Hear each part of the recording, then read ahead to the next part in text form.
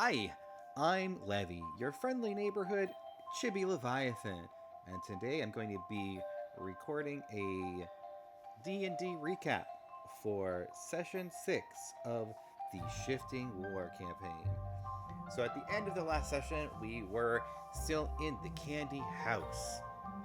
We were about to fight some bugbears who were making toffee. So we ended up in a fight with them. We dispatched all but one of them, who we let run away, who warned the evil Uncle Nibblechick, who was in the back, by shouting to him. Hush came in through a window. We had to move a table over some taffy for Hush to get into the house.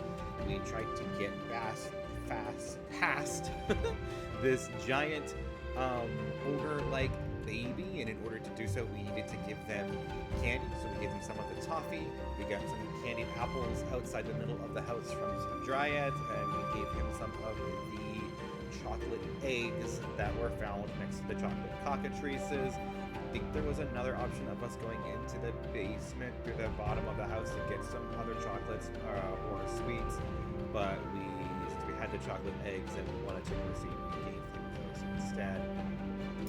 The baby then went to its crib at the front of the house and went to sleep and got out of our way. So we went to see Check, who we then threatened, interrogated, tried to figure out things, found out that the mayor was secretly giving him children in order to get an unlimited number of sweets, which meant that that's how he was feeding himself out in town, that the mayor had been doing this for some time, that all the children in the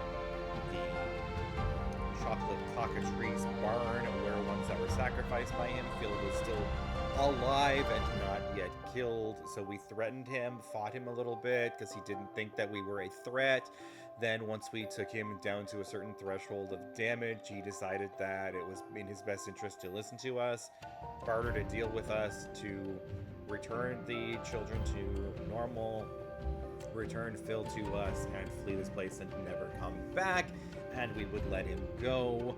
So he did all of those things. Unfortunately, the children that were turned to chocolate were also damaged by the cockatrice and in pieces, and all were basically corpses instead of living children that we were hoping to rescue. We found a lovely sarcophagus in the basement that had the kind of death curse on it that says something like, "Ye who disturb my slumber shall be cursed with death." That kind of thing.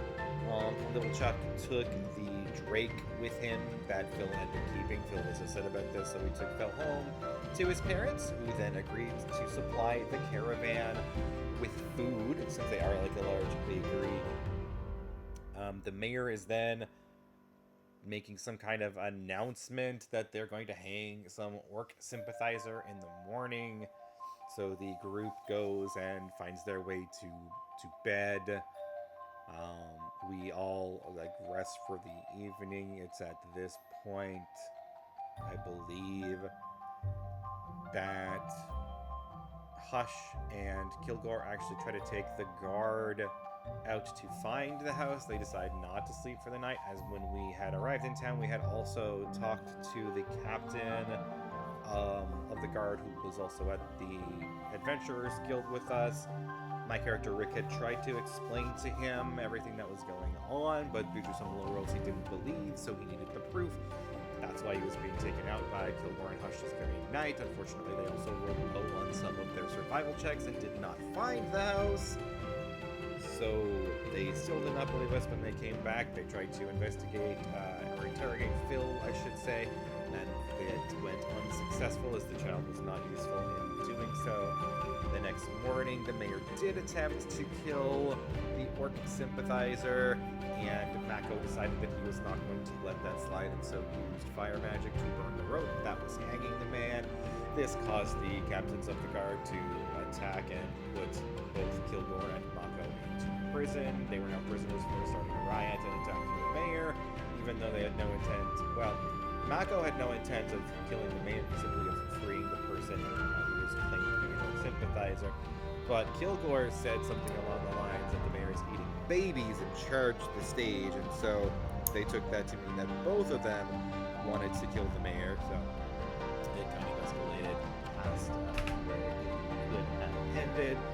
Hush and Rick did not intervene, and instead took the day to go talk with the people of the town. Accepted a quest to go and find this own sympathizer who was originally some kind of lieutenant with the army or with the town guard, unsure which that is, and that Mako and Kagura would be allowed to go with them. Kira at some point disappeared through all of this, did not return with us to town, and is no longer with the party because that player left the campaign. We also had Hush meet up with the baker to ask about Phil. Turns out there's some backstory, juicy details there, that they know each other, that he didn't want to out Hush, but needed to talk to her. Something about Hush's backstory is involved there, and I'm not quite sure what, because I'm not Hush. So that's very interesting. Hush comes out the front as Rick is storming up to the bakery to try to get details about why Phil is not using the information that he has to help save the people of this town and stop this obviously corrupted mayor. They then spend the day going to the church to let the paladins know about exactly what they found: the sarcophagus, the dead children, the evil undead that they assumed to be down there, and the fey-like creature that was plaguing the town and making dealings with the mayor. So they leave it up to them to kind of investigate with the details given. They then go to sleep again, and in the morning wake up to go and see about getting their companions to go on this quest they accepted the day before to find this orc sympathizer.